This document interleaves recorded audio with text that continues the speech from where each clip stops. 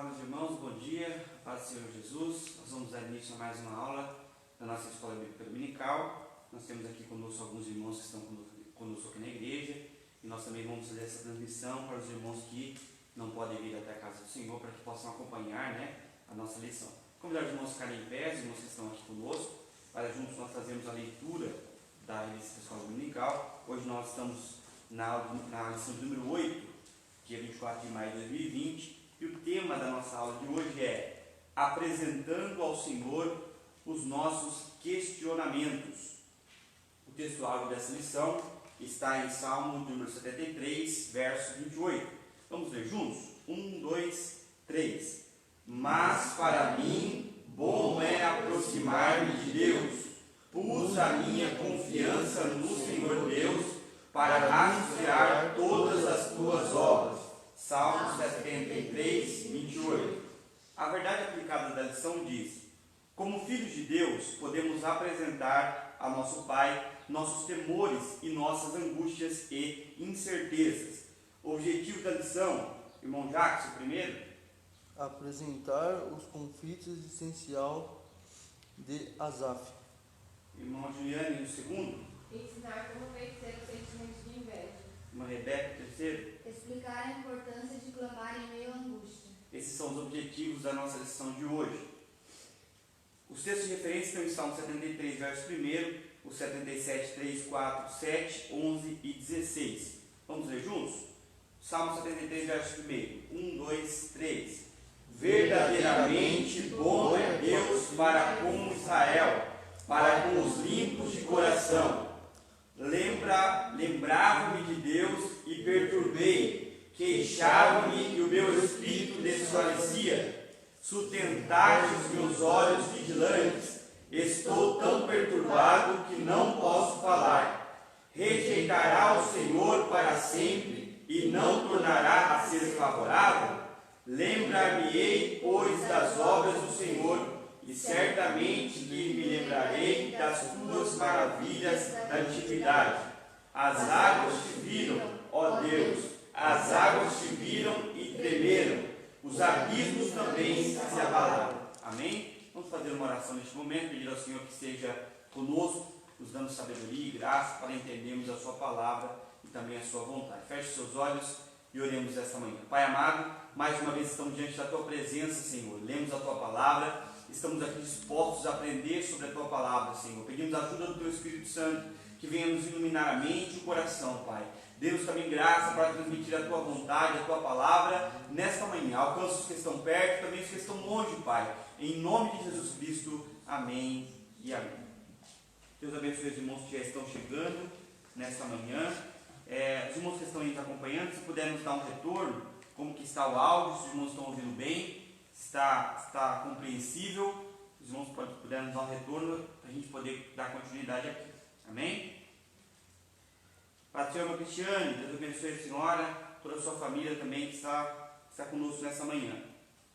Bom, apresentando ao Senhor os nossos questionamentos. Hoje nós vamos dar uma pincelada no Salmo 73 e o Salmo 77, os dois salmos que são atribuídos, são colocados na lista dos salmos escritos por Asaf.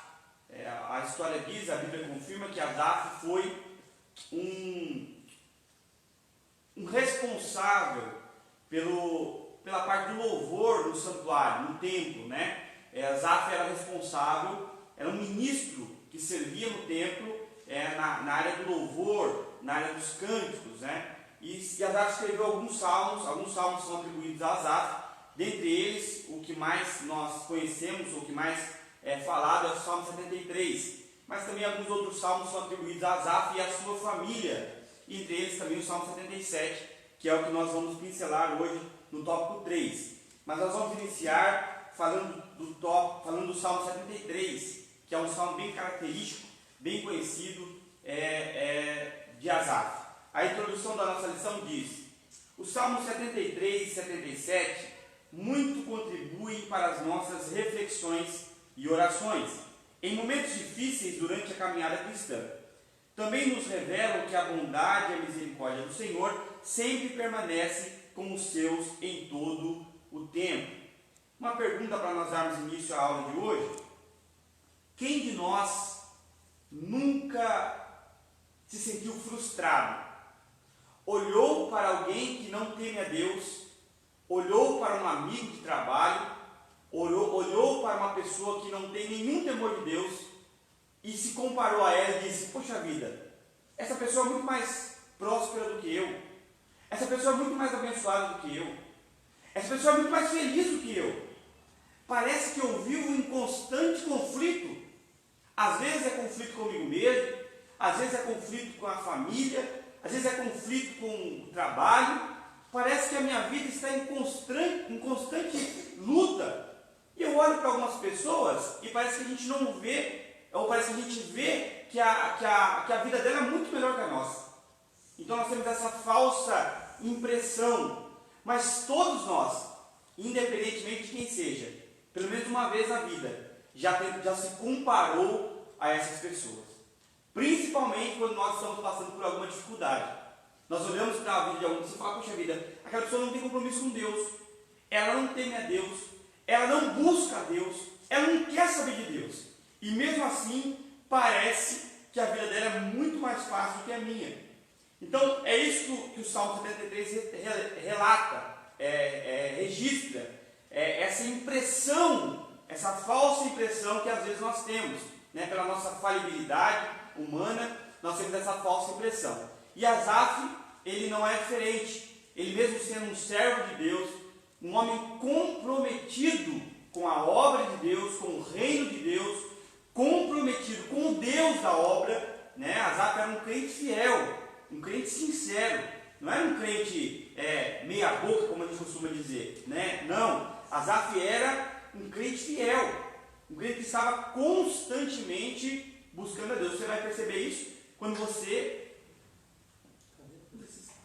vai perceber isso quando você lê o Salmo 73, depois você lê com calma todos os versos do Salmo, e você vai entender o que Asaf registra, e você vai entender um pouquinho das características de Asaf. Vamos lá, tópico 1, o conflito existencial de Asaf. Pedi aqui ao irmão Abner que nos ajude fazendo a leitura bem alta, bem forte no tópico 1. O conflito existencial de Asaf. O Salmo 73 registra pensamento e questionamento presente na mente humana ao longo da sua existência, passando por Jó e Jeremias, chegando aos nossos dias, como prosperidade dos ímpios e o desafio de prosseguir vivendo segundo os valores cristãos e em santidade. Olha só, então o Salmo 73 registra pensamentos e questionamentos presentes na mente humana ao longo da existência, como por exemplo Jó. Nós vemos o livro de Jó, às vezes a pessoa fala assim: Jó foi muito paciente, Jó foi exemplo de paciência, mas Jó também chegou a um ponto que ele não aguentou, chegou a um ponto que Jó se indignou com Deus, e chegou a questionar a Deus por várias vezes, né? Jó faz algumas perguntas para Deus, porque ele não entende como que pode. Eu sou uma pessoa fiel a Deus, eu sou uma pessoa que não tenho temor de Deus. E por que eu estou passando por essa situação? Então Jó faz esses questionamentos a Deus. Jeremias também foi um profeta que viveu a vontade de Deus e passou por grande sofrimento.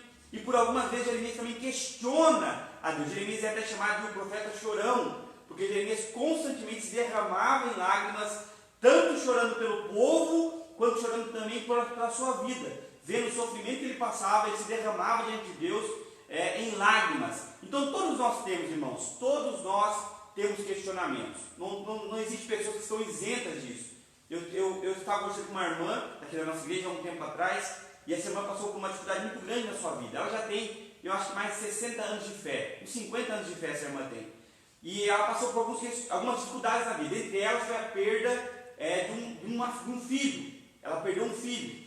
E, irmãos, eu acho que para uma mãe não existe dor maior do que perder um filho, principalmente quando o filho ainda tem uma idade tenra, é um filho ainda novo, uma pessoa ainda jovem, né, que tem muita vida pela frente.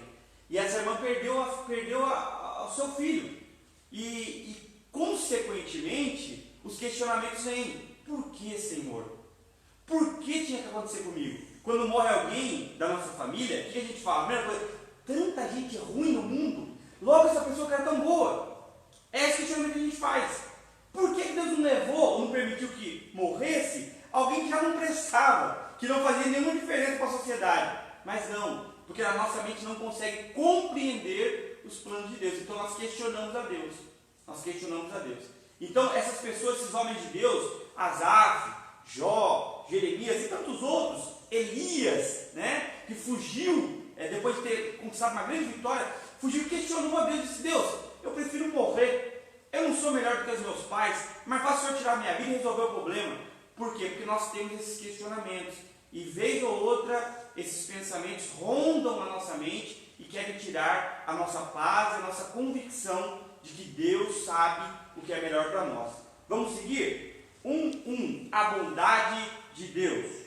A primeira reflexão realizada pelo salmista consiste na bondade de Deus para com Israel e os limpos de coração. Ele inicia e finaliza o salmo com declarações de fé. Em sua mente passaram muitos pensamentos e questionamentos, mas verdadeiramente bom é Deus. O apóstolo Pedro exortou aos seus destinatários que tiveram a experiência que o Senhor é benigno. Então deveriam prosseguir em um contínuo crescimento espiritual. A maior demonstração da bondade de Deus foi enviar ao mundo seu Filho, Jesus Cristo, para nos salvar. Porém, sua bondade também se manifesta em outras ações, até para com os ingratos e maus. Ainda assim, é possível uma pessoa desprezar a riqueza da bondade de Deus. Olha só, então o salmista começa esse salmo reconhecendo a bondade de Deus. É interessante você analisar que o cerne do salmo, ou seja, o miolo do salmo, falando a grosso modo, o meio do salmo, trata do questionamento de Asaf, ou seja, a ideia do salmo, a ideia central do salmo é o questionamento de Asaf. Porém, mesmo estando em questionamento, a primeira coisa que Asaf observa é que Deus é bom.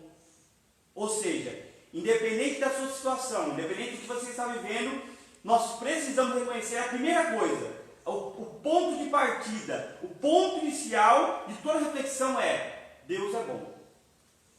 Deus é bom na sua essência. Tudo que Ele faz é bom. Deus até o castigo de Deus, até a justiça de Deus é boa.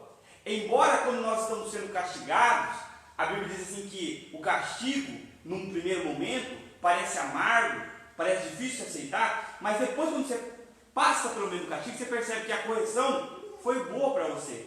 Então Deus é bom na sua essência. É uma característica da essência de Deus, do caráter de Deus.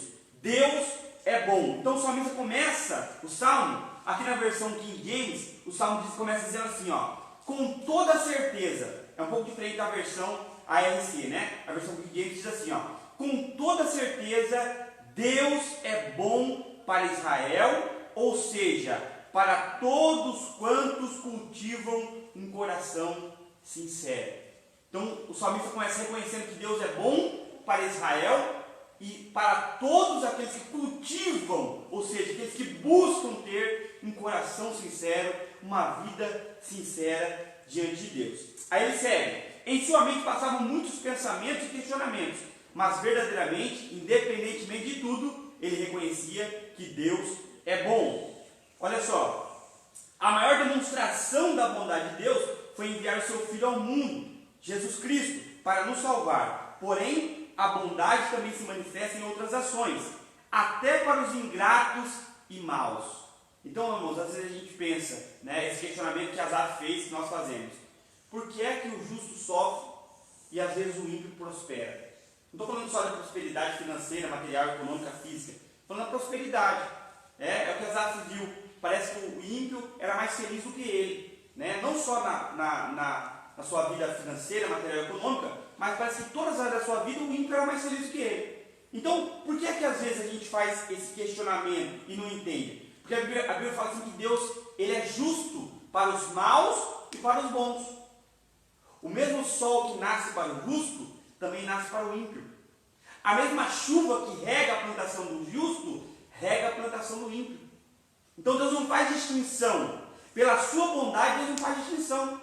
Então por isso que às vezes parece que o ímpio está prosperando. É porque Deus é tão bondoso que as suas bênçãos alcançam até o ímpio. Mas não quer dizer que o fim dele vai ser igual ao fim do justo. O salmista diz no Salmo número 1, lá para o verso final do Salmo, ele diz assim que Deus conhece o caminho do justo, mas o caminho do ímpio perecerá. Então Deus conhece o caminho do justo, ou seja, Deus conhece os passos do justo, mas o caminho do ímpio, com certeza, é a destruição. Então, ainda assim, ou seja, mesmo com toda a bondade de Deus, mesmo com Deus sendo misericordioso, compassivo com o ímpio, ainda assim o ímpio rejeita ou despreza a riqueza da bondade de Deus. Pedindo aqui a alguns dos irmãos, abra para mim Romanos capítulo 2, verso 4. Romanos capítulo 2, verso 4. Abre e lê bem alto, bem forte. Então, irmãos, ainda assim, mesmo com toda a bondade de Deus para com a humanidade, o homem ainda consegue rejeitar, desprezar a bondade de Deus. E nós vemos isso muito.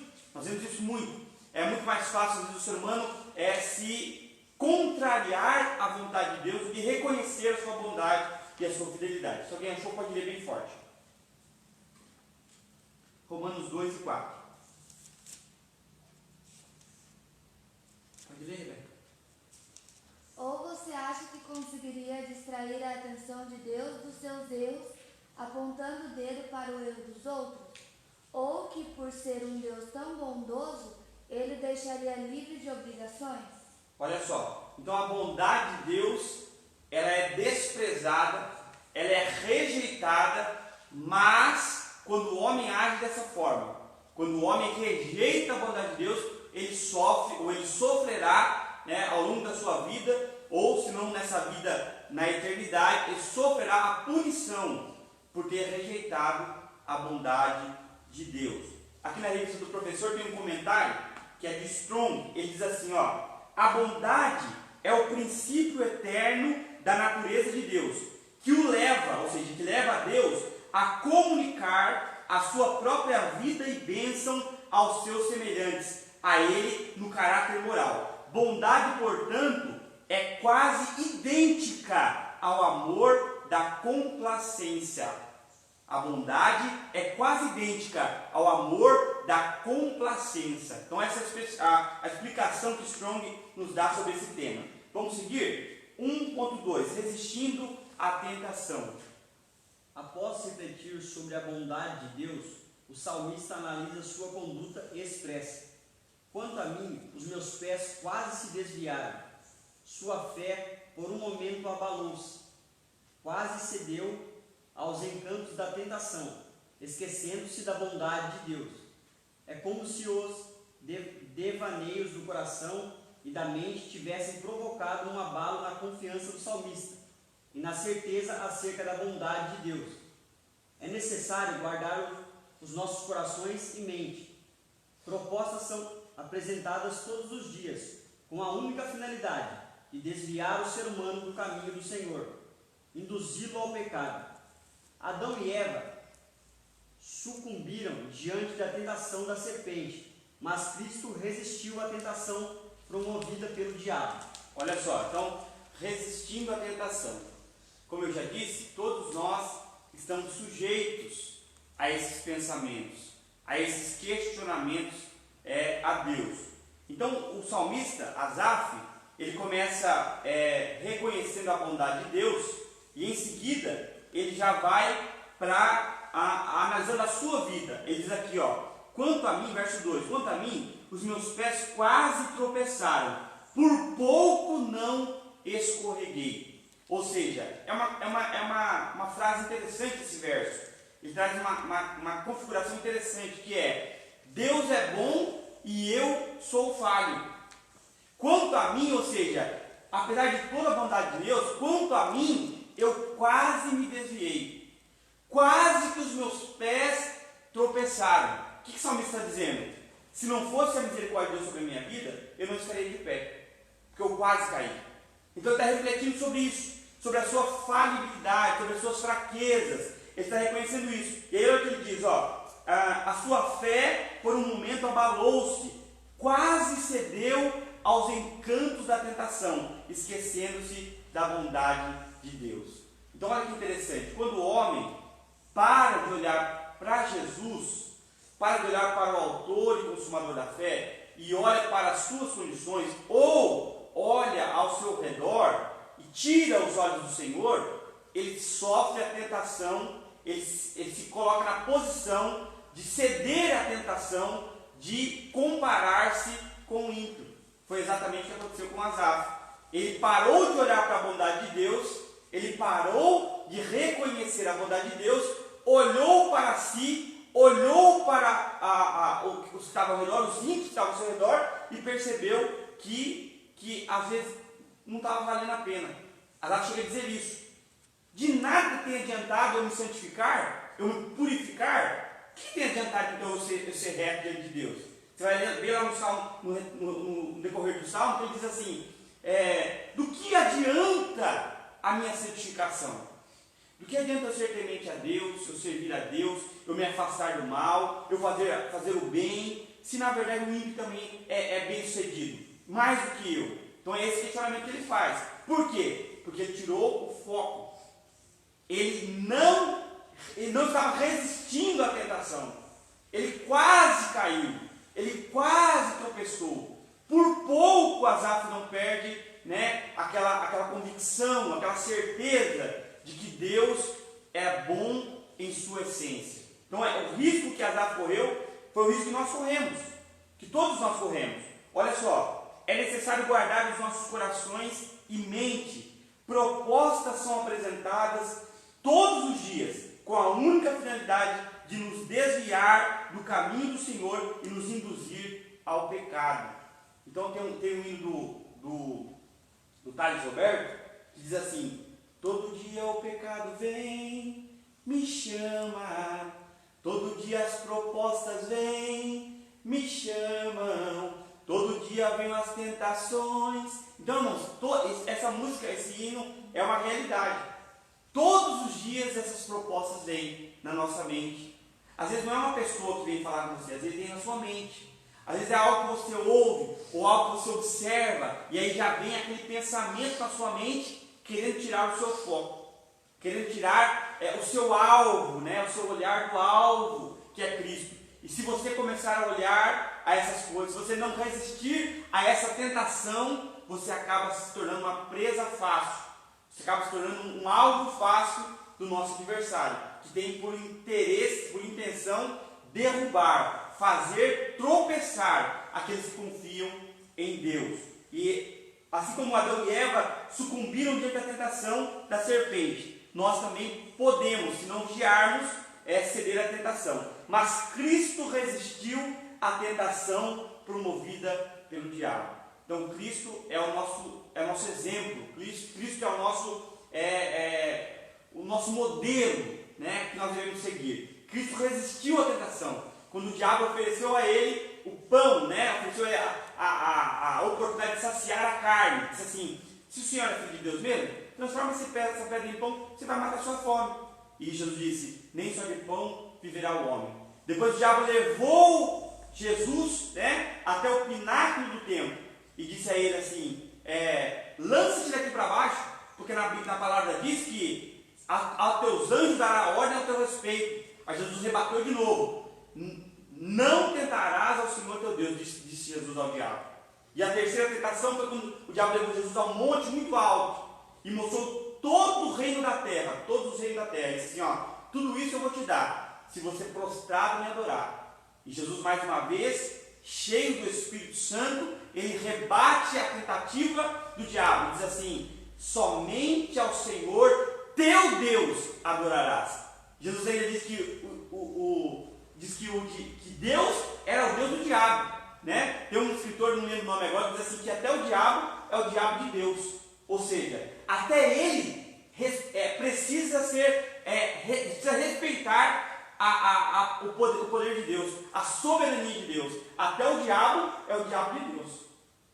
Não pensa que ele faz o que ele quer na hora que ele quer, de jeito nenhum.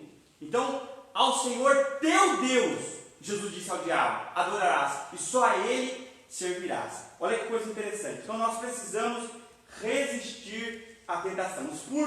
Charles Randall Spurgeon diz: erros do coração e da cabeça logo afetam a conduta. Olha que interessante. Erros do coração e da cabeça, ou seja, da mente, logo afetam a conduta.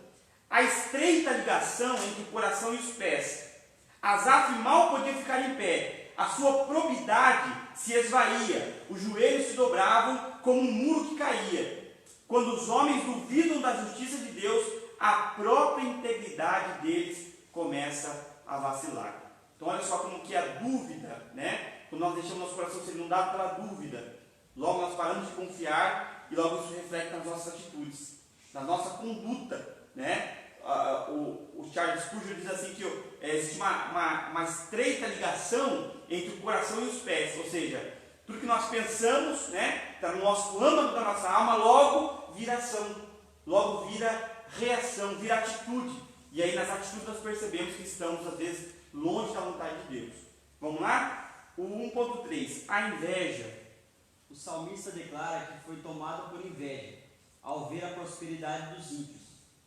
Ao analisar as circunstâncias que estavam diante dos seus olhos, sua fé foi abalada. Asaf olhou para os ornamentos externos, as riquezas e a saúde dos ímpios. Olhou para o fato de os ímpios não sofrerem a sua morte, e eles esboçarem uma aparente alegria, e deixou seu coração ser tomado pela inveja. Este terrível sentimento está presente no cotidiano da igreja, desde a antiguidade. Na igreja de Corinto havia sério problema decorrentes da inveja. A inveja pode levar à prática de diversas atrocidades. Olha só, a inveja, né? No verso 3 do Salmo 73, o salmista diz assim: porquanto eu acumulava inveja dos arrogantes ao ver a prosperidade desses ímpios. Então olha só, nós não estamos livres, isentos desse sentimento tão perverso que é a inveja, né? O que é inveja? A inveja não é querer ter o que o outro tem. A inveja é querer que o outro não tenha. A inveja é um sentimento muito estranho, porque não é você querer o que o outro tem. Não, você fala assim, aquela pessoa tem um casamento feliz, eu quero ter um casamento feliz. Não, ele quer que o outro não tenha.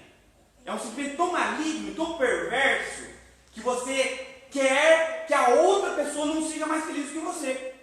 Então isso vai totalmente contra a vontade de Deus e a palavra de Deus, né? Não é isso que Jesus nos ensina. Então a inveja é um sentimento demoníaco, diabólico. E quando nós alimentamos esse sentimento, nós corremos o risco que Asaf correu, de esquecer-se da bondade de Deus, esquecer de tudo que Deus fez por nós e dar apenas ouvido ou apenas atenção ao que o outro tem, ao que o outro faz e ao que o outro é, e esquecer do que nós somos, do que nós temos e do que nós fazemos. Isso é muito perigoso. Então a inveja, olha só, ao analisar as circunstâncias que estavam diante de seus olhos, sua fé foi abalada. Asaf olhou para os ornamentos externos. Aqui que está o grande X da questão. Nós, seres humanos, falhos, limitados que somos, nós só conseguimos enxergar o exterior. E é por isso, irmão Diácono, que a gente calcula a felicidade do outro pelo que ele mostra para nós. É que nem você abre as redes sociais, né? Você abre o Instagram, o Facebook, você só vê coisa boa. Só vê a pessoa postando foto que está viajando. Agora não, porque agora está em quarentena, não dá para viajar. Mas a pessoa posta, quando está tudo normal, é foto viajando, é férias com a família, é no restaurante chique, jantando, almoçando. Só posta coisa boa. Então você olha para aquela foto e fala, meu Deus, essa pessoa é muito feliz. Mas na verdade, irmãos, aquilo é só aparência. Aquilo ali é só aparência. Muitas das vezes, a grande maioria das vezes, a vida daquela pessoa real não tem nada a ver com aquilo. Irmão, é muito fácil eu sorrir para a câmera para tirar foto e depois meu coração demonstrar estar em pedaços, a minha vida estar destruída. Mas na foto, ainda mais com os filtros que tem hoje em dia, irmão, A gente fica até bonito com os filtros que tem hoje em dia. Você põe um filtro lá que tira todas as suas rugas, tira todas as manchas da pele, tira tudo. Você fica bonitão, bonitona. Mas na verdade, irmãos, aquilo lá é só aparência. São os ornamentos externos que os comentários da revista diz. Asaf olhou para os ornamentos externos. Ele não conhecia o coração das pessoas. Então ele achou. Por isso que eu disse no começo da aula que o que o Asaf falou é um sentimento de ilusão. Né? O que Asaf sentiu era ilusão. Ele achou que o ímpio era mais feliz. Mas na verdade o ímpio não é mais feliz. É só aparência. É que nós, irmãos, desfrutamos de uma paz tão grande. Nós que servimos a Deus, que buscamos ter comunhão com o Espírito Santo, nós temos uma paz tão grande que a gente deita, coloca a cabeça no travesseiro e dorme tranquilo. O sono do justo, como diz a palavra de Deus. Né? Enquanto muitas pessoas parecem que são tão felizes, mas quando colocam a cabeça no travesseiro, não conseguem dormir. Quando dorme, o sono não é tranquilo, o sono é perturbado. Tudo isso, irmãos, são coisas que não dá para ver. Você não consegue enxergar. Só a pessoa que vive é que sabe. E aí você analisa a sua vida, compara a sua vida pelo que você vê, pelo que nós vemos. E aí nós corremos um grande risco de ser tomados pela inveja, como foi o salmista Asaf, tomado pela inveja, dominado. Olha o que ele diz aqui, ó, na versão King James. Quanto a mim, porquanto eu acumulava inveja. Ou seja, não foi só um dia que Asaf viu o ímpio e sentiu inveja dele. Não. Foram várias vezes, foram várias situações. Ou seja, Asaf estava alimentando aquele sentimento. Se Asaf tivesse repreendido aquilo de início, né, talvez ele não chegasse a esse ponto de quase se desviar. Mas Asaf estava alimentando aquele sentimento, alimentando aquela sensação. Irmãos, isso é um perigo muito grande. Isso é um perigo muito grande. Quando nós alimentamos um sentimento dentro de nós, damos vazão àquilo, né? Alguém já disse que nós não podemos impedir que os pássaros voem sobre a nossa cabeça, mas nós podemos impedir que ele faça ninho sobre a nossa cabeça. Ou seja, a gente não consegue dominar o pensamento. O pensamento vem, a proposta vem, mas cabe a nós escolher se vamos trazer para dentro de nós ou não. Isso é uma escolha nossa. Então você pode escolher se você vai alimentar esse sentimento de inveja ou se você vai rejeitar isso, rechaçar isso, expulsar isso da sua vida. Porque se você deixar, isso domina você. Se você deixar, isso pode derrubar você. Então é um grande perigo que é a inveja. Esse terrível sentimento está presente no cotidiano da igreja desde a antiguidade. Então, irmãos, desde a época de Asaf, que era um servo de Deus, servia na casa de Deus, esse sentimento já tinha no coração dele. Esse sentimento já veio tentando o coração de Asaf. E por pouco, Asaf não se deixou levar por esse sentimento. Vamos seguir? Deus abençoe os irmãos que estão conosco aqui. Deixa eu ler aqui os irmãos conosco. Irmã Cristiane, Deus abençoe. Irmã Érica, Deus abençoe. Irmã Monique, a Monique é a filha da irmã Cristiane que está acompanhando a gente lá da África do Sul. Deus abençoe, irmã Monique. Irmã Maria das Graças, Deus abençoe. A irmã Graça, irmã Marilene, irmão Ali Marcos, irmã Rosângela Graciano. Deus abençoe a todos vocês. Continuem conosco no decorrer da nossa aula. Tópico 2. Vencendo o sentimento de inveja. Quer ler, Ju? Bem forte, tá? Vencer o sentimento da inveja. Ao presenciar a prosperidade dos ímpios, Asaf questiona o valor da santidade e da purificação. Esse mesmo questionamento é apresentado por muitos cristãos na atualidade. Um questiona o valor da santificação, outros querem usá-la como moeda de troca. Exigem que Deus os abençoe em decorrência de determinado padrão da conduta ou praticar algum sacrifício. Asaf, percebendo a gravidade da sua conduta, enfreou a inveja e a fim de suplantá-la. Olha só, como vencer o sentimento da inveja, né? Como que a gente vai vencer? Olha o que Asaf fala no verso 13, aqui na Bíblia King James. Olha só o que diz, pensando dessa forma, ou seja, pensando na prosperidade do ímpio, olha o que diz, pensando dessa forma, em vão conservei puro o coração e lavei as minhas mãos em sinal de inocência. Olha o questionamento de Asaf. Sabe, vamos traduzir isso aqui? Asaf falando assim, quer saber? Eu acho que não está adiantando nada. Eu falar que eu sirvo a Deus, falar que eu temo a Deus, eu ir aos cultos, eu ler a Bíblia, eu ser crente, não está adiantando nada. Olha, será que tem adiantado? Conservar puro o meu coração e lavar as minhas mãos em sinal de inocência? É isso que Asaf está questionando. Olha que ponto chegou o coração de Asaf. Percebe como ele passou muito perto de perder totalmente a condição de retornar? Asaf passou muito perto do abismo. Por isso que ele disse, quase escorreguei. Quase, foi por pouco. Eu passei muito perto do abismo. Por quê? Porque eu dei atenção, vazão a esse sentimento de inveja. Então, olha o perigo que nós corremos, irmãos. E não pense você que você está servindo a Deus, você que está em comunhão com Deus, não pode sofrer essa tentação. Todos nós podemos. Todos nós podemos. Basta um momento de falta de vigilância para que esse sentimento invada a nossa alma. E como eu disse aos irmãos, geralmente, quando estamos passando por uma grande aflição, uma grande luta, uma grande provação, isso se aflora em nós. Você fala, meu Deus, mas eu tenho procurado ser fiel ao Senhor. Por que eu estou passando por isso? Por que essa provação? Por que essa perda? É o questionamento que a gente faz.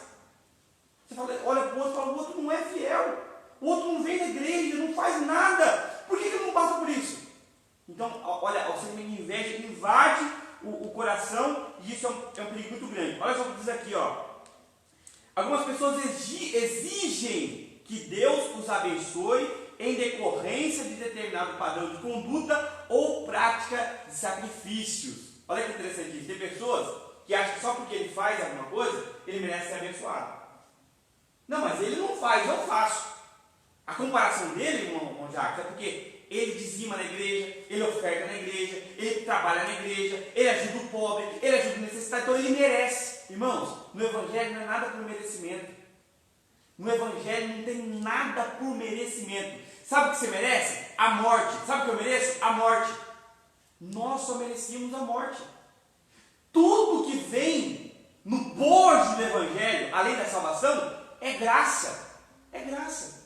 Se nós praticamos boas ações, se nós ajudamos o necessitado, se nós ofertamos, dizimamos, contribuímos na igreja, é porque a graça de Deus nos constrange a fazer. É por amor.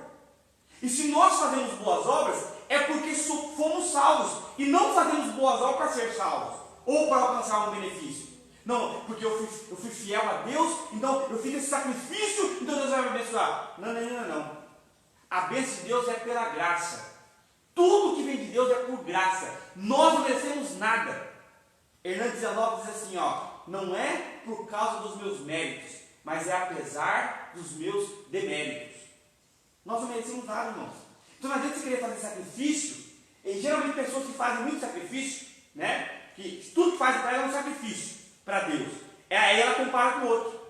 Mas poxa vida, eu fico todo dia no culto. Eu vou todo dia no culto, eu não perco um culto. O irmão não vai. Aí ele compara. Porque ele faz tudo como sacrifício. Tudo para ele é sacrifício, não é nada voluntário, não é nada por amor, é tudo um sacrifício. E aí quem vive por sacrifício, quer reconhecimento. Quem faz coisa por sacrifício quer reconhecimento. Ele quer que Deus reconheça e recompense ele pelo que ele fez, irmão. Deus nunca vai recompensar pelo que você fez. A verdade é que quando a pessoa faz querendo receber algo em troca, está querendo trocar com Deus, barganhar com Deus. E Deus não faz troca com ninguém. Deus não faz barganha com ninguém. Tudo que Ele faz por nós é por amor e por graça. Por amor e por graça. Não tem nada que nós possamos fazer, irmãos, que possa pagar o que Ele fez por nós na cruz. Nada. Nada. Se você for o crente mais fiel, o homem mais santo da terra, ainda assim você não vai pagar o que Ele fez por você. Então não é por sacrifício. Não viva dessa forma. Se você fizer isso, você vai estar muito propenso a ter inveja de quem não faz. E o Evangelho é tão surpreendente, irmãos, que a graça é tão surpreendente que você vê às vezes a pessoa que não é nada, que não faz nada, que não tem nada, e Deus fala assim, ó, abençoa ele. Por quê? Porque é graça. É graça. Às vezes você não vê ele fazendo, porque ele não mostra o que ele está fazendo. Às vezes você não vê ele ajudando, porque ele não mostra que está ajudando. Mas lá no coração, na intimidade dele, ele é sincero com Deus. E a graça se manifesta aí. A graça se manifesta na sinceridade, na fidelidade oculta. E não quando você faz as coisas e coloca nas redes sociais e mostra para todo mundo, olha o que eu estou fazendo, olha como que eu sou, olha como eu sou santo, olha como eu sou bonzinho. Aí você consegue o risco de você querer se comparar ao outro. E aí você pode deixar o sentimento de inveja invadir o seu coração. Vamos lá. 2.1. Entrou no santuário. O salmista estava perturbado até que entrou no santuário. Então ocorre uma mudança de postura. Ao entrar no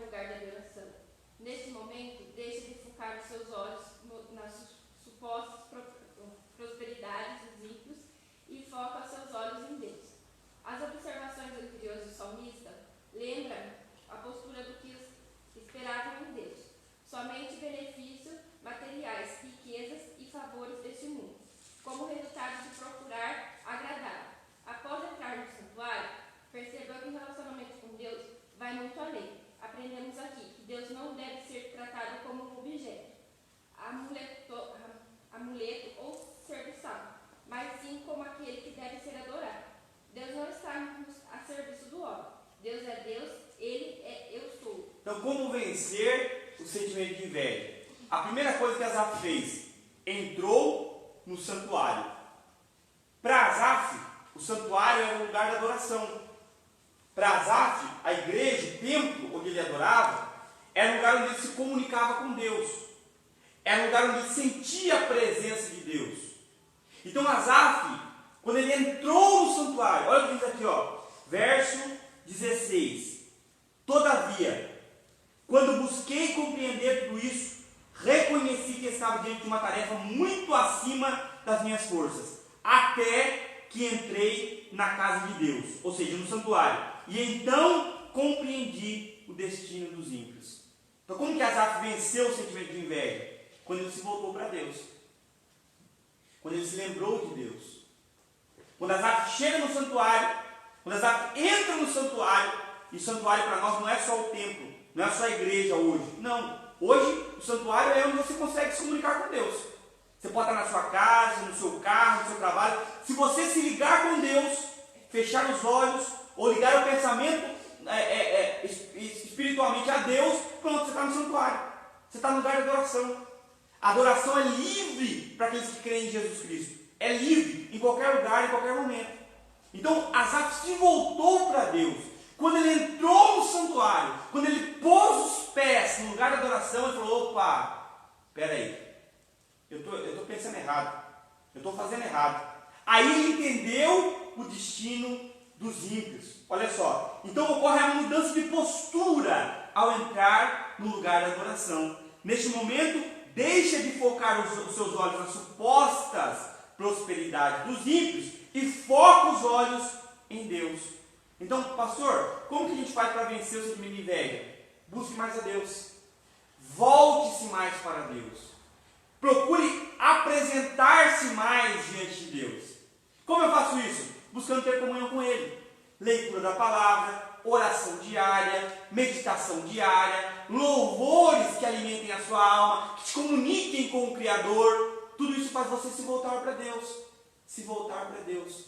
Então, olha que interessante. Quando Asaf se volta para Deus, ele tem uma mudança de postura. As observações anteriores do salmista lembram a postura dos que esperam de Deus somente benefícios materiais, riquezas e favores desse mundo.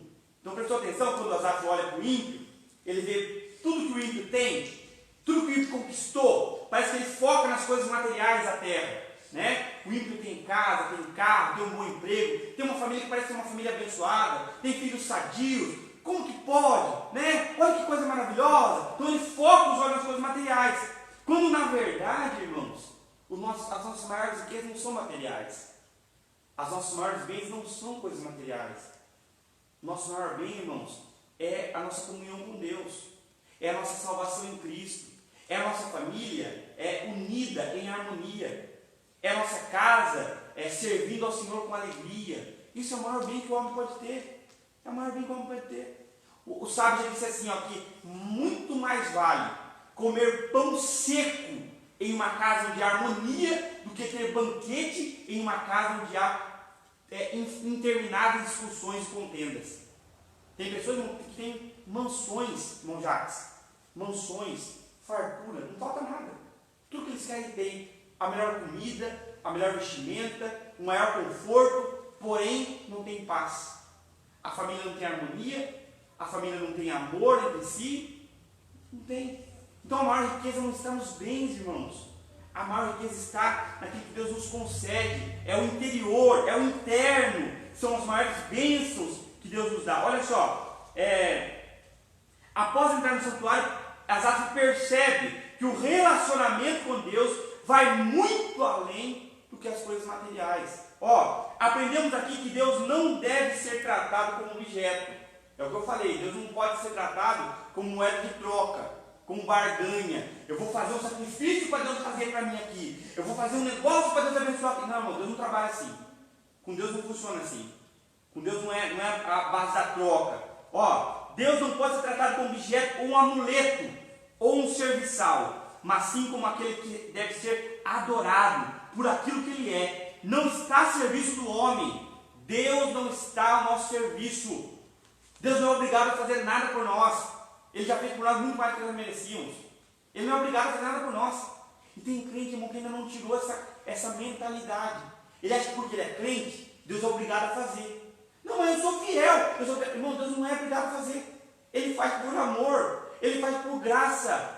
Não é por causa que você merece, não, porque eu mereço, não. De jeito nenhum. É porque Ele nos ama, Ele faz por nós. Olha só, Ele não é obrigado. Deus é Deus. Irmão, se Deus ficasse a serviço do homem, Ele não era Deus. Ele não era Deus. Se Ele ficasse fazendo tudo que a gente quer, na hora que a gente quer, do jeito que a gente quer, Ele não era Deus, irmão. É nós que era Deus. Nós que estamos mandando fazer as coisas. Então, irmãos, muito cuidado com esse evangelho que é pregado, onde determine, mande o que Deus vai fazer. Se você fizer isso aqui, Deus é obrigado a fazer. Irmão, Deus não é obrigado. Deus não é obrigado. Muda essa mentalidade. Para de agir dessa forma arrogante, prepotente, achando que você pode colocar Deus na parede. Já viu essa expressão? Não, eu coloquei Deus na parede. Porque o pastor fala assim, irmão, você colocou uma aranha na parede, não Deus. Você estava achando que Deus era uma aranha, era uma barata. Não era Deus.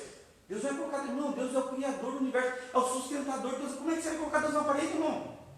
Deus disse assim para Jó, aonde você estava? Quando Jó faz os questionamentos, né? Achando que estava podendo, questiona, Deus, onde o Senhor está? Vem aqui para nós conversar. Jó chama Deus para o cara a cara. Aí Deus aparece para Jó e fala assim, Jó, aonde você estava quando eu lancei os fundamentos da terra? Onde você estava? Você lembra quando eu coloquei os fundamentos? Você estava aqui? Ou seja, Jó, o que é você, Jó? Eu coloquei os fundamentos da terra. Eu pego as águas do mar na palma da minha mão. Já parou mais, não é isso, irmão? As águas do mar na palma da mão? Jó, explica para mim, como que as cabras monteses dão a luz? Como se forma o osso dentro do ventre da mãe? Como que forma o osso? O osso é um material rígido, né? Um elemento rígido, duro. Como que forma dentro do ventre da mãe? Como faz isso?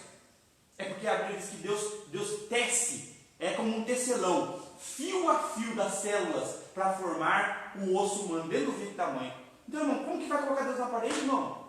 Essa doutrina é escandalosa, fora sem noção, que diz que coloca Deus na parede.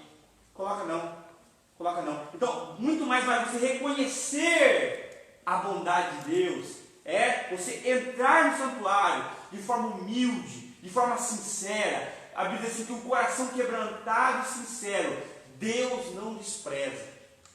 Eu já falei aqui na aula escola dominical que Deus resiste ao soberbo, né? O que é resistir? Para. Nem chega perto. Isso é resistir. Fica aí, nem chega perto. Mas Ele dá graça ao humilde. Aquele que chega com humildade diante dele, ele chama para perto. Ele pega na mão, ele levanta o humilde. Mas o soberbo, Deus não quer nem papo com o soberbo. Ele resiste ao soberbo. Então, esse reconhecimento de quem é Deus e quem somos nós. Vamos lá. 2.2. Permitiu ser restaurado por Deus. Ao entrar no santuário, reconheceu que precisava de um conserto com o Senhor. O salmista estava passando por uma crise de fé muito forte, ao ponto de questionar sobre a necessidade de manter uma vida de santificação. Assim, era preciso reavivar a fé. Era preciso renovar a aliança. Tal qual Asaf, em muitos momentos da nossa vida, precisamos ser restaurados pelo Senhor. As lutas pelas quais passamos, as frustrações que temos, podem nos levar à descrença e à desesperança. Vários homens de Deus precisam passar pelo caminho da restauração, seja porque pecaram, a exemplo de Davi, seja porque ao enfrentar os desafios, experimentaram a fraqueza e desânimo como Elias. Olha só, como vencer o sentimento de inveja? Segundo passo, Asaf permitiu ser restaurado por Deus. Asaf permitiu ser restaurado por Deus. Quando ele entra no santuário, quando ele se volta para Deus, ele permite que Deus o restaure por dentro, que Deus tire dele tudo que não presta e dê a ele um renovo espiritual. É isso que Asaf permite. Olha só, ao entrar no santuário, ele reconheceu que precisava de um novo concerto com o Senhor. Irmãos, e todos nós, sem exceção, precisamos fazer essa reflexão. E vez por outra, precisamos renovar a nossa aliança com Deus, renovar o nosso pacto com Deus. Porque às vezes nós vamos nos afastando de Deus, nós nem percebemos. Às vezes a gente vai, entra na rotina, a gente está até vindo na igreja, está até participando dos cultos, até trabalhando na igreja. Eu falei com os obreiros aqui na última quinta-feira sobre o trabalho, né? O trabalho no reino de Deus. Às vezes você está trabalhando tanto para Deus que você não dá nem comunhão mais com Deus. Só trabalha para a obra dele, mas nem se lembra mais dele. Então é um grande perigo isso, irmãos. Às vezes nós entramos nessa rotina de trabalhar para Deus, de fazer para Deus, mas na verdade nós esquecemos da nossa comunhão com Ele. Então nós precisamos, vez por outra, fazer uma reflexão, fazer um novo pacto, um novo concerto com Deus.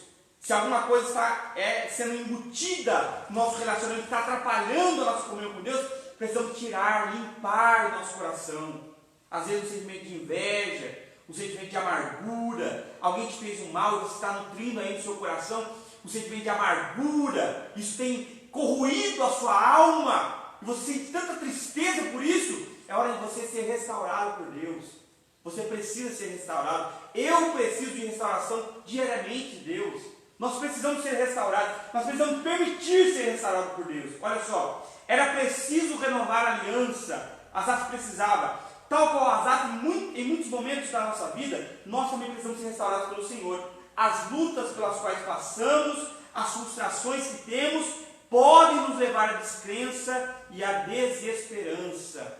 Nós temos vários exemplos na Bíblia. Eu já citei aqui Elias, né? Elias se sentiu fraco depois de ter enfrentado Jezabel, Acabe, todos aqueles profetas e matado todos eles. Davi, quando pecou, se sentiu distante de Deus e precisou de restauração. Então, seja pelo pecado que cometemos às vezes, ou seja pela nossa fraqueza mesmo, como Asaf se sentiu fraco, ao olhar para o ímpio e se comparar com ele, nós também precisamos ser restaurados por Deus. Porém, nós precisamos querer ser restaurados por Ele. Nós precisamos permitir ser restaurados por Ele. Quando nós permitimos isso, com certeza Deus trará restauração à nossa vida e à nossa alma. 2 e 3, a prosperidade dos ímpios é temporária. Somente após entrar no santuário é que Asaf percebeu que a prosperidade dos ímpios é temporária. A posição soberba e a riqueza ocupada pelos ímpios são precárias. Elas não subsistem à ação de Deus. A Bíblia traz diversos relatos de pessoas que se sentiram poderosas, independentes de Deus, e caíram em ruínas, como por exemplo o rei Nabucodonosor. Então a prosperidade dos ímpios é temporária. É o que eu falei já no início da aula. É ilusória, né? Parece que é, mas não é. Como diriam os mais antigos, nem tudo que reluz é ouro. Nem tudo que reluz é ouro. Às vezes a aparência é coisa boa, mas quando você vê o final, a Bíblia diz assim: há caminhos que ao homem parece direito, mas o fim são caminhos de morte. Então, irmãos, não compare a sua vida, não compare o que você conquistou, o que você tem, com o que o ímpio tem. Não compare, porque a riqueza do ímpio, a prosperidade do ímpio é temporária. É temporária.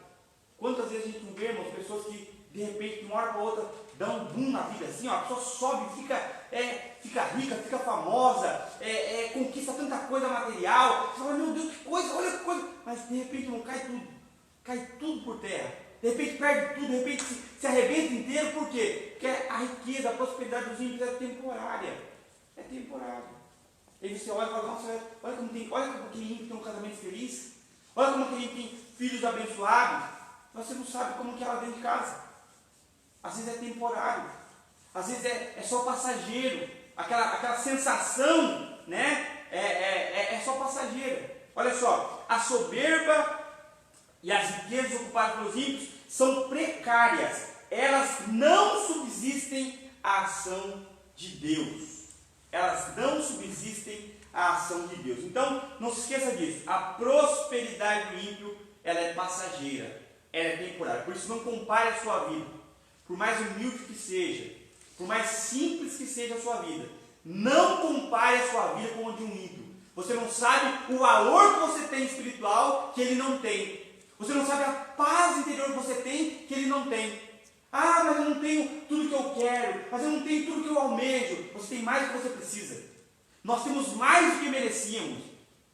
Nós temos a salvação em Cristo. E isso muitas das vezes o ímpio não tem. O ímpio, na verdade, não tem essa paz, essa segurança, essa confiança, não tem. Não tem. E nós vemos agora, irmãos, nesse momento que nós estamos vivendo no mundo, né, que às vezes o dinheiro da pessoa não resolve nada. A riqueza não resolve nada. Por quê? Porque a riqueza não pode dar saúde para a pessoa, não pode dar a segurança para a pessoa. Ela está numa casa, irmão, totalmente fechada, isolada, mesmo assim ela está com medo. Mesmo assim ela está com medo de pegar doença, de morrer. Por quê? Porque a prosperidade do ímpio é passageira. Ele não tem segurança, ele não tem a confiança que você tem. Aí eu vejo, às vezes, uma pessoa que é simples, que é humilde, que mora num casebre, que mora num lugar simples, que não tem condições, porém, a sua vida, a sua convicção está intacta. Pode vir o vento que vier, pode vir a tempestade que vier, a sua fé não é abalada. Não é abalada. Então, isso tudo, irmãos, é porque a riqueza do ímpio, a prosperidade do ímpio, ela é temporária. Logo passa. Mas permaneça firme e fiel a Deus. E você vai superar todos esses momentos difíceis que nós passamos, que estamos sujeitos todos os dias. Vamos lá, para finalizar, o 3. Clamando em meio à angústia. Rebeca, pode ler? Bem alto, bem forte. Clamando em meio à angústia. O Salmo 73 trata dos conflitos existenciais relacionados à fé. Quanto ao Salmo 77, podemos dizer que é o clamor da alma angustiada.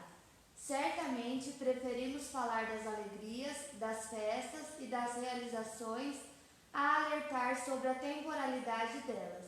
No entanto, é preciso estar preparado para enfrentar todas as estações da vida. Deus, ao inspirar Asaf, não o fez sem propósitos, pois conhece a sua criatura e a necessidade de instruí-la para os desafios da vida.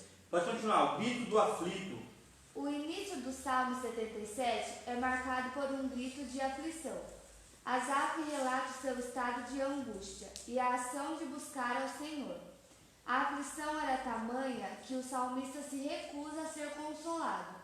2 lições aprendemos na presente passagem. Primeiro, a angústia pode atingir qualquer ser humano. Ninguém está livre, imune às dores da alma. É fato que as pessoas tendem a se solidarizar com as enfermidades do corpo, mas poucos compreendem as doenças da alma. Quantos homens e mulheres de Deus têm passado pelas doenças da alma, mas ignoram os seus sintomas? 2. Nunca deixamos de apresentar nossas aflições ao Senhor em oração. Então, olha só, analisando o Salmo 77, um pouco diferente do Salmo 73, Asaf começa dizendo, olha aqui na versão King James, ó, elevo a Deus a minha voz e clamo, elevo a Deus a minha voz para que me ouça. Então no Salmo 73, Asaf começa reconhecendo a bondade de Deus. No Salmo 77, ele começa dando um grito. Sabe quando você está tão sufocado, tão agoniado, que você extravasa dentro de Deus? É isso que Asaf está dizendo. Elevo a Deus a minha voz, ou seja, eu grito a Deus, eu chamo por Deus, eu clamo por Deus. É isso que ele está dizendo aqui, ó. Há momentos na nossa vida em que a angústia é tamanha, nós podemos passar por esses momentos que nós precisamos recorrer a alguém.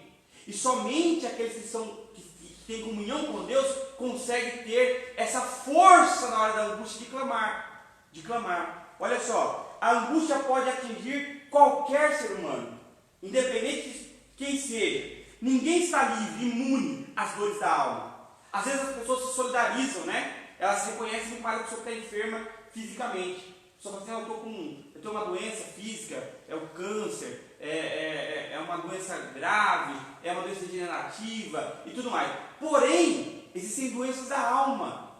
Existem doenças que você não consegue enxergar. Não é um defeito físico que você consegue ver. é lá dentro do coração, da alma da pessoa, e você não consegue ver. E às vezes as pessoas não se solidarizam porque a pessoa está com um sentimento ruim na alma, uma doença na alma. É muito mais difícil você se solidarizar, né? Porque você vê a pessoa numa situação crítica, física, né? Então, porém, irmãos, às vezes as doenças da alma matam muito mais do que uma doença física.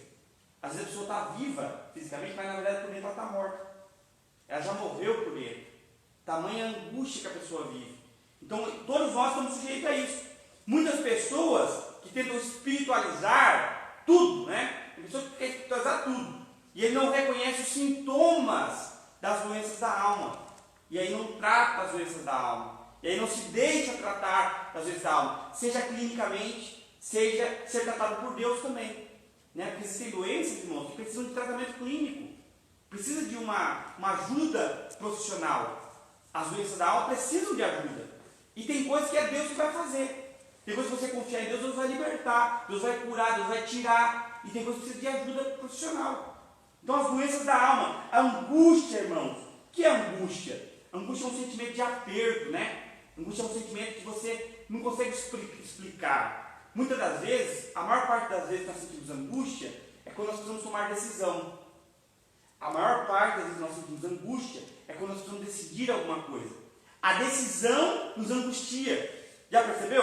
Quando você tem que tomar uma decisão, uma mudança de emprego, uma atitude drástica que vai mudar a sua vida, a sua rotina, isso te angustia, porque você não sabe se você vai fazer o certo ou o errado. Isso te angustia. É por isso que a Bíblia diz assim que a paz de Deus seja o árbitro do vosso coração.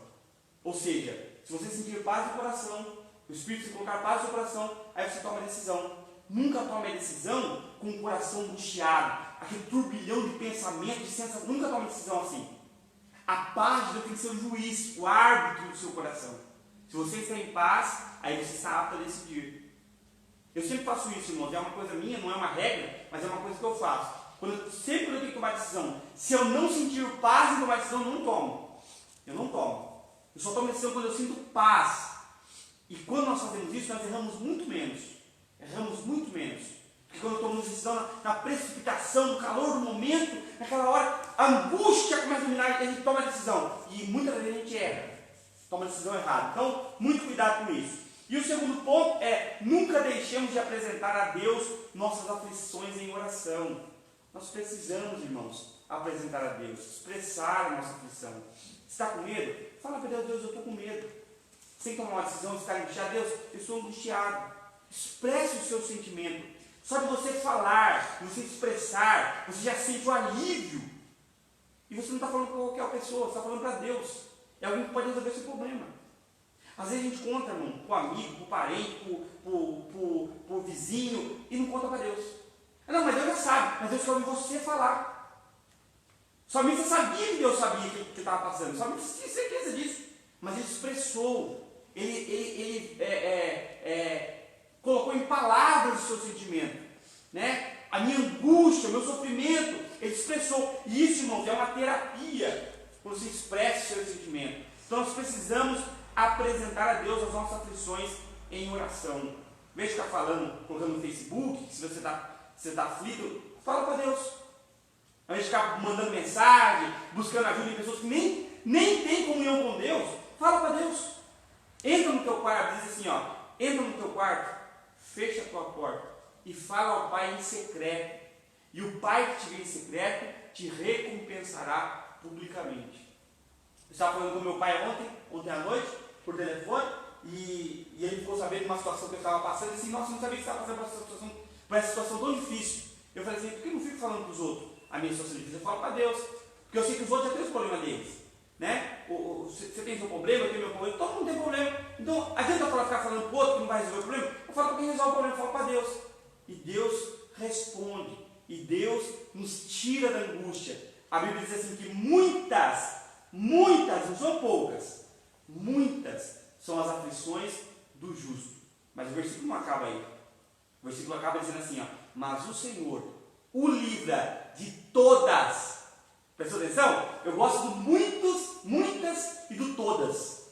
A mesma forma que as aflições vêm, a graça de Deus também vem. É muita aflição, mas de todas o Senhor livra. É muita luta, mas de todas o Senhor dá graça. É muito problema, mas tem muita solução que Deus dá. Para todas as angústias do ser humano, Deus tem solução. Então fala para Ele, conta para Ele, expressa para Ele, se derrama diante dEle.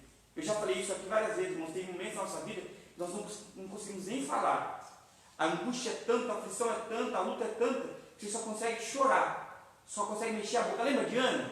Ana subiu ao templo para adorar, ao lugar de adoração, diante do sacerdote Eli, e ela não falava, ela só mexia a boca, chorava e mexia a boca, a ponto do sacerdote achar que ela estava bêbada. Mas você está bêbada já cedo? Esse horário já está bêbada? Ele disse, não, senhor. Não, meu senhor, eu não estou bêbado, não. Eu não tomei bebida forte, não. É que a sua serva está angustiada de espírito. Então a angústia dela era tão grande que ela só balbuciava, mexia a boca e a lágrima rolava. Porém, sabe qual foi a resposta dele para ela? Vai em paz e seja feito tudo conforme você pediu. Ou seja, as suas lágrimas foram ouvidas. O seu balbuciar da sua boca foi compreendido. O que ninguém consegue compreender, Deus consegue compreender. Ai, que coisa maravilhosa isso. Isso é fantástico, irmãos. Isso é fantástico. Só quem tem experiências assim consegue compreender isso daí, essa profundidade. Vamos lá, vamos terminar. Os sintomas da aflição, bem forte, bem alto. O Salmo 77 relata diversos sintomas da angústia sofrida por Asaf. Primeiro, não querer ser consolado. O salmista relata que a sua alma recusava o consolo. A angústia era muito profunda. Existem estados de angústia em que as palavras não são capazes de trazer o consolo. Um dos exemplos foi a recusa de Jacó de ser consolado ao receber a notícia que provavelmente José havia sido despedaçado por algum animal. Segundo, a ausência de palavras. A mente estava de tal forma perturbada que o salmista não tinha palavras para expressar a sua dor. Boa parte das pessoas que passam por angústias profundas preferem ficar em silêncio, em vez de compartilharem suas tristezas, o que pode ser perigoso. Terceiro, sentindo-se rejeitado por Deus, Asaf estava se sentindo abandonado por Deus. Há várias lições preciosas nesses versos, entre elas a quebra de alguns preconceitos. Quantas vezes no meio cristão ignoramos a dor da angústia ou medimos os sofrimentos das pessoas com as nossas forças? Então, os sintomas da aflição. Quais os sintomas da aflição? Eu quero ouvir. Por exemplo, existem palavras que conseguem consolar uma pessoa que perdeu um ente querido? Console. Você fala para a pessoa, irmãos, vou orar por você para Deus te confortar. E às vezes a pessoa não quer nem ouvir, nem faz nada. Você não consegue expressar em palavras o seu sentimento. A dor de rejeitar. Irmãos, quem nunca, a hora, e mas Deus não fala com você? Fala, meu Deus, você é acostumado por Deus. Então, no Salmo 77, ele mostra esse sentimento. Olha, ele faz uma pergunta. Para ouvir nosso clamor, esse sentimento, irmãos, é um sintoma da aflição no coração e na mente dela. Não sabe. Eu vi uma frase, de forma hostil, de forma do Tiago Bruno, ele falando que uma vez ele estava, alguém deve ter visto isso no aeroporto, ele foi tomar um café e pediu para a garçonete trazer o café. E ele pediu de novo, moço, o meu café. Quando veio trazer o café, a mulher veio toda pagando caro o café, e a pessoa está fazendo desse jeito. Chamou a moça e falou, moça, eu não sei o que você está passando, mas eu acho que você deve estar com algum problema. Então, eu vim aqui me solidarizar com você. Eu vim aqui te dar uma palavra de porque eu não lembro qual é o problema. Agora, acho que até ele fala no vídeo, eu não lembro qual era o problema, ela estava passando um problema muito sério, muito grave. Então ele percebeu, nossa, não era uma coisa assim banal, era a gente fica julgando os outros. Você não sabe o que a pessoa está passando, irmão. Não sabe o sentimento que está no coração dela. Então não julgue, irmãos. Ao invés de julgar, procure ajudar, procure orar, procure incentivar, dê a mão, ao invés de você ficar apontando. Você não sabe o que a pessoa está passando, rejeitada por Deus. Às vezes está sendo rejeitada pelos próprios amigos, pelos próprios familiares. Então não julgue, não faça isso. Amém? Vamos encerrar. Restabelecendo a fé. No versículo 10, percebemos uma mudança clara de direção. O salmista, que a angústia que estava passando, tratava-se de uma enfermidade e começa a lembrar e meditar nas ações do Criador. Volta-se para Deus e para o seu santuário. Lembra-se dos feitos do Senhor em prol do povo de Israel. Notadamente, o livramento das mãos de Faraó quando fez caminho no meio do Mar Vermelho. O salmista, os questionamentos giraram em torno de si, a angústia aprofundou-se. A partir do momento Que coisa linda. Então, o que fazer nesses momentos, né? O que nós podemos fazer para sair dessa situação? Como que eu vou sair daqui? Você se vê num quarto escuro, você olha por todos os lados, não vê uma luz, não vê saída. Então, o que você pode fazer? Qual foi a reação do salmista quando ele se sentiu assim? Olha só que interessante. Ó, no versículo 10, olha o que diz o versículo 10. Então pensei, apelo que há muito realizou o Altíssimo. Ou seja, Asaf relembrou. Asaf começou a ver o que Deus já havia feito pelo seu povo. Quantos livramentos Deus já havia entregue ao seu povo? Quando nós pensamos nisso, irmãos, nas obras das mãos de Deus, nas ações de Deus na nossa vida, nós enchemos de fé, de confiança, nós enchemos de vontade de viver, vontade de coisa ruim, mais depressiva nas coisas boas que Deus faz por você, que Deus fez por você, vontade de viver você tem. Jeremias disse assim, no 3 que me fala a memória, quero trazer à memória o que me dá esperança. Em vez de você ficar remoendo um sentimento ruim, porque falaram de mim, porque postaram tal coisa na rede social de mim, porque ninguém me ama, porque minha família não me ama, a gente fica lembrando essa coisa boa. Traga à memória o que dá esperança, irmãos. Começou a relembrar-se as obras. Olha só, o salmista reconhece que a angústia que estava passando tratava-se de uma enfermidade e começa a lembrar e meditar nas obras do Altíssimo. O salmista deixa de meditar nas suas tristezas e passa a meditar nas ações do Criador. E aí ele se volta para Deus e começa a lembrar-se dos livramentos que ele havia dado ao seu povo. Então, irmãos, olha, basta um rápido Deus já fez na sua vida. Para para pensar. De onde Deus... Quantas enrascadas você se meteu? Lembra quando você estava no mundo, que você vivia de acordo com a vontade da carne, de acordo com, a gente costuma dizer, o que já tocava, você dançava, o que já mandava, mas agora não. Agora nós fomos resgatados pelo Senhor. Olha quando Deus já te trouxe até aqui e não vai te abandonar daqui para frente. Medite nas coisas boas que Deus já fez por você. Olha só, em questionamentos giravam em torno de si, a angústia trouxe. A partir do momento que passou a olhar para os feitos do Senhor, a fé foi reestabelecida. Então, olha para o Senhor. É por isso que o livro de Hebreus diz assim, olhando para Jesus, autor e consumador da nossa fé. Ele dizia assim, a frase não é dele, é de outra pessoa, dizia assim, quando eu olho para mim, quando eu olho para as pessoas, eu me decepciono. Mas quando eu olho para Cristo, eu me... Então, quando você olha para você, você se frustra, irmão. Você é tão falho, você é tão pecador, a gente é tão limitado. Se ficar olhando para você, você vai se frustrar facinho. Se você se decepciona, você espera tanto do outro, o outro não consegue fazer, não consegue atender a sua expectativa. Mas se você olhar para Cristo, você vai se fortalecer. Ele somente para nós é olhar para Jesus, olhar para Deus, olhar para os seus feitos, olhar para o que Ele já fez por nós, né? Pela bênção que o ser humano pode receber. Esse deve ser o nosso alvo. Mesmo sendo discípulo de Cristo, do Espírito Santo, continuamos sendo vaso de barro.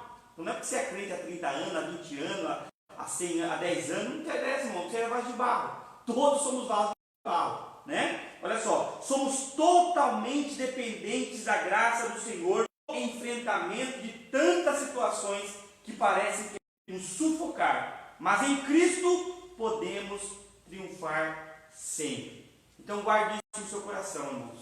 Guarde isso na sua mente, que essas lições que aprendemos hoje fiquem guardadas na tábua do seu coração, do nosso coração.